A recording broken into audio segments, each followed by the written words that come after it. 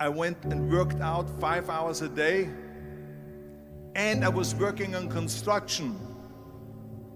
Because in those days in bodybuilding, there was no money. I didn't have the money for food supplements or anything. So I had to go to work. So I worked on construction. I went to college, I worked out in the gym, and at night from 8 o'clock at night to 12 midnight, I went to acting class 4 times a week. So I did all of that. There was not one single minute that I wasted. And this is why I'm standing here today. With the age of 20, I went to London and I won the Mr. Universe contest as the youngest Mr. Universe ever. And it was because I had a goal. You see, if you don't have a vision of where you go, and if you don't have a goal where you go, you drift around and you never end up anywhere. 74% hate their job in America. The majority of people don't like what they're doing because they're really not doing it because they didn't have a goal and they followed this goal. They just aimlessly drift around, and then all of a sudden there's a job opening, so they get that job because you have to work. But then when you work, it's a chore. It's work. It's not fun. So if you think about, only a quarter of the people really enjoy what they're doing in life. So people always ask me, when they saw me in the gym in the pumping iron days, they say, why is it that you're working out so hard? 5 hours a day, 6 hours a day, and you have always a smile on your face.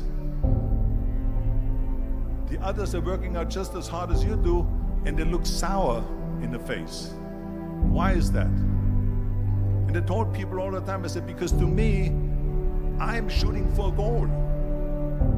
In front of me is the Mr. Universe title.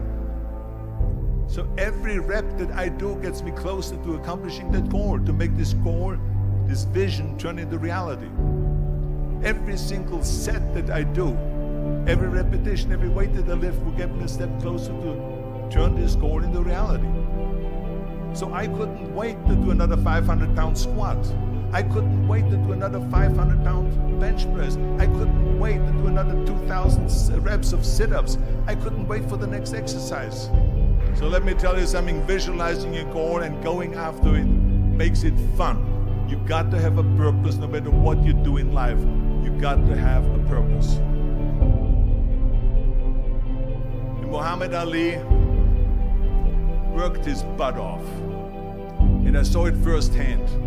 And I remember that there was a sports writer that was there in the gym when he was working out and he was doing sit-ups. And they asked him, how many sit-ups do you do?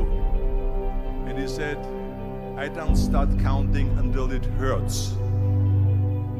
Now think about that. He doesn't start counting his sit-ups until he feels pain. That's when he starts counting. That is working hard. And so you can't get around the hard work. It doesn't matter who it is. Work your ass off. There is no magic pill. There is no magic out there. You cannot get around. You have to work and work and work. Make sure of this and make sure of that and all that stuff. So it's work. And it drives me crazy when people say that they don't have enough time to go to the gym for 45 minutes a day and work out. Or to do something for 45 minutes to an hour a day to improve. If it is physically improve or if it is mentally to improve. Imagine you read 1 hour a day about history. How much you will learn after 365 hours in 1 year. Think about if you study about the history of musicians, of composers, how much you would know. Imagine if you would work on a business, on some business that you want to develop every day for an hour. Imagine how further along you will go and get. So it drives me nuts because when people say we don't have the time, we have 24 hours a day. We sleep 6 hours a day, so that gives you still 18 hours. Now there's someone shaking their head out here in front. They say probably, I don't sleep 6 hours, I sleep 8 hours, right? Or just sleep faster. So we have 18 hours a day. The average person works around 8 to 10 hours. So let's assume it's 10 hours, so we have 8 hours left. Then you travel around an hour a day, maybe 2 hours a day. So now you have still 6 hours left. So what do you do with these 6 hours? What do you do with these 6 hours? Then we eat a little bit, then we schmooze a little bit, talk a little bit to people and all that stuff. But you can see how much time there is available if you organize your day. So you got to work hard. I hate plan B. And I tell you why. Because we have so many doubters, as I've said earlier, the no-sayers. We have so many of those people that say no and you can't do it, that's impossible. That is okay because we just turn off, as I said earlier, and we listen and we hear the no being a yes. You can't do it, you can do it, and all of that. So that is possible to do that amongst all the negative people around you. But when you start doubting yourself, that's very dangerous.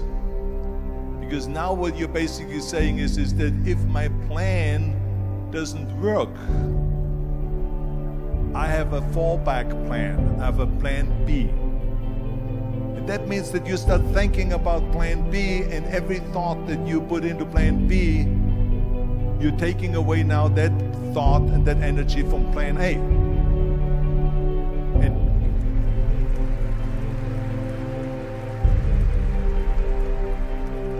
And it's very important to understand that we function better if there is no safety net, because plan B becomes a safety net. It says that if I fail, then I fall and I get picked up and I have something else there that will protect me.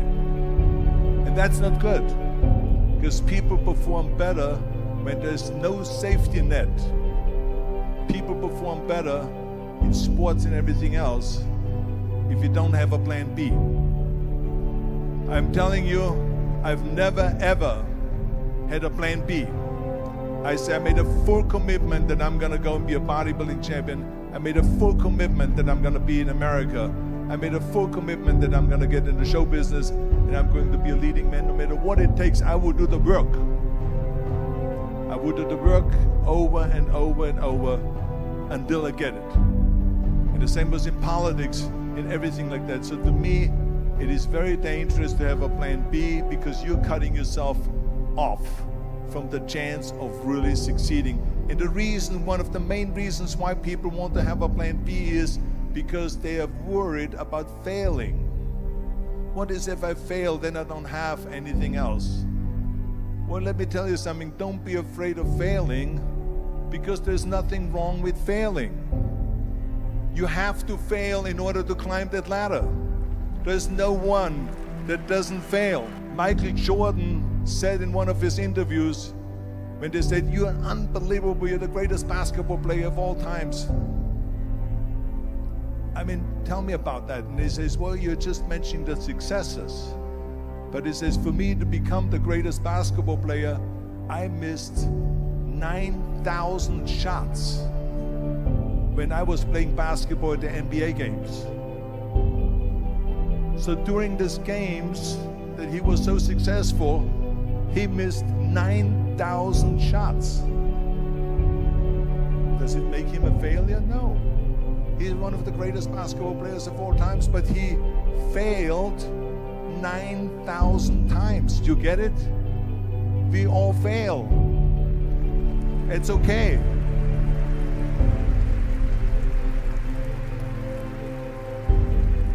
What is not okay is that when you fail, you stay down. Whoever stays down is a loser. And winners will fail and get up, fail and get up, fail and get up. You always get up. That is a winner. That is a winner. I failed in bodybuilding. I lost bodybuilding competitions. I lost powerlifting competitions. I lost weightlifting competitions. I had movies that went in the toilet and that were terrible and got the worst reviews. And in politics, I remember I had many of the initiatives on the ballot, and we lost. My approval rating in California went down to 28%, and then it went back up again, and I won again the governorship. Hey, we all lose. We all have losses. This is okay, and this is why I say don't be worried about losing, because when you're afraid of losing, then you get frozen. You get stiff, you're not relaxed. You got to be, in order to perform well in anything, if it's in boxing or if it is on your job or with your thinking, is only happening when you relax. So relax. It's okay to fail. Let's just go all out and give it everything that you got. That's what it is all about. So don't be afraid to fail.